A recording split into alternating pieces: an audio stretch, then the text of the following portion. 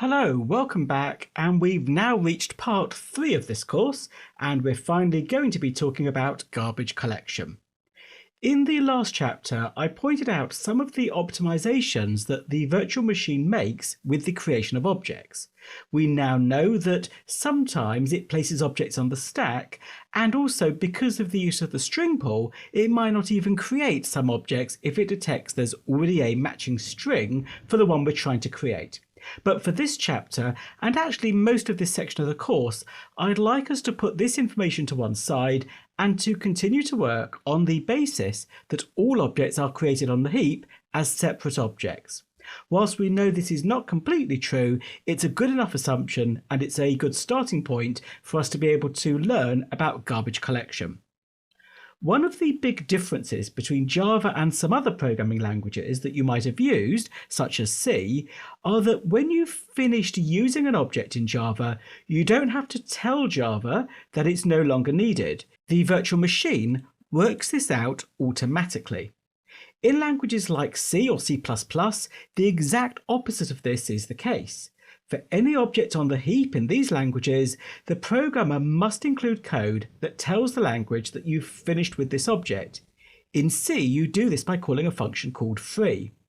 In Visual Basic, you're meant to set the variable reference equal to nothing so that the language knows that the memory being occupied by that object can be released.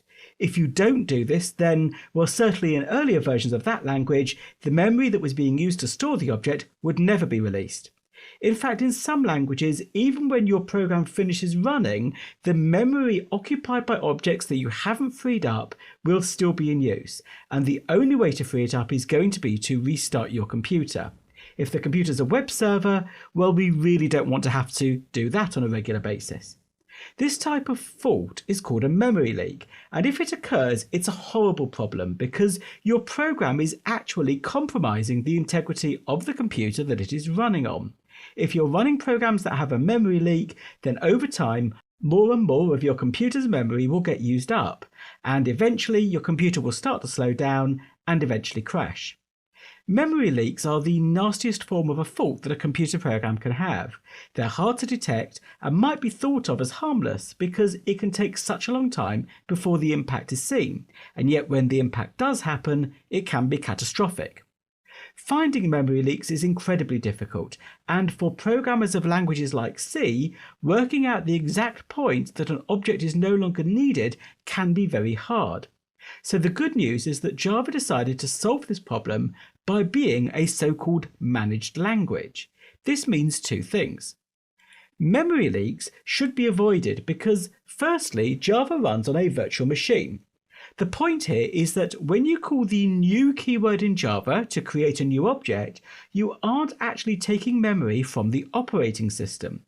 The memory is acquired by the virtual machine.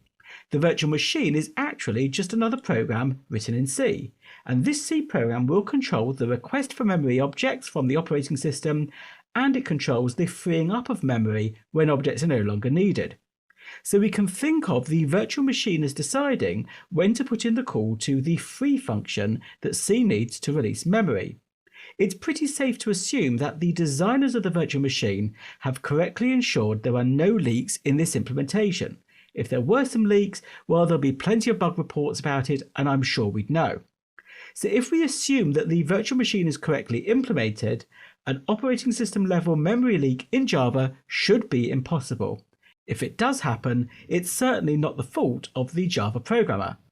And the second way that Java avoids memory leaks is with the strategy of garbage collection. A common misconception is that Java invented garbage collection.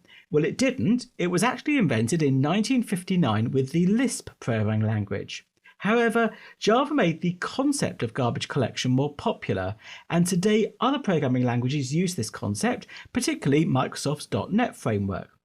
The idea of garbage collection is that programmers ask for objects to be allocated on the heap, but they don't need to free them when they're finished with them.